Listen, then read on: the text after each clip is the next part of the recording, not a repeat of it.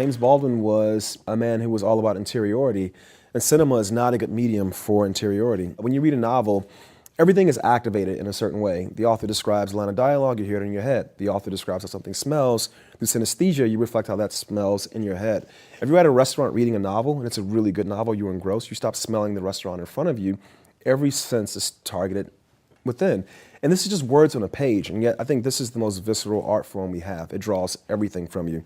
Cinema is very different. The screen is here, you guys are there, you know, your cell phone lights up, somebody gets up and walks out, somebody coughs, all these things are drawing you out.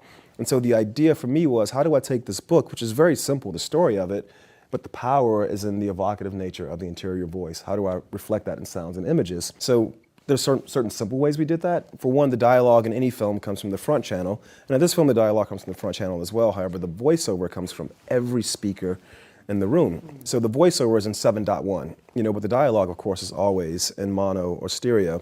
So using little tricks like that, but thinking of them at the very first point of adapting the screenplay, because again, what Baldwin does so well is describe not what happens, but how it feels. And then for me, there's this moment where Regina King, as Sharon, goes to Puerto Rico, and for 2.5 minutes, there isn't a single line of dialogue. So how am I going to, as the writer and the director, take these 2.5 minutes and translate the power, the evocative nature of Baldwin's interior voice? That was really what the task was. Very different than adapting Moonlight, which is based on a play, which is all external. A play is mostly dialogue.